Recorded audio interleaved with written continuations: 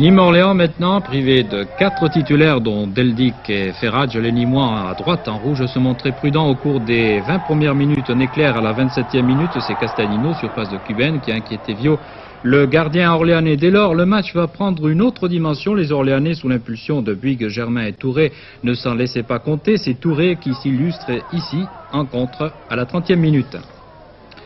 37e minute, les Gardois se font plus pressants. Juan Herrero tente de percer le rideau défensif orléanais. Il est gêné de façon peu orthodoxe, mais M. Séville ne dit rien. Par contre, 3 minutes plus tard, il n'hésite pas à sanctionner les Orléanais sur cette action amorcée par Cuben pour Pérez en position d'ailier droit là-bas et qui va redonner à Cuben proprement balancé, regardez, par Germain à l'intérieur de la surface de réparation des jaunes. Voilà. Le penalty est sifflé par M. Séville et il sera tiré par l'international algérien Rabagamou qui va prendre à contre-pied Viau. 1-0 pour le Nîmes Olympique et c'était le score à la mi-temps.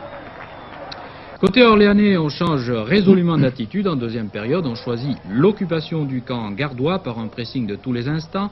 Dès lors, les visiteurs s'exposent au contre. 53e minute, Bruno Deveau du point de corner cherche et trouve la tête de Cuben. Viau est battu 2-0 pour Nîmes.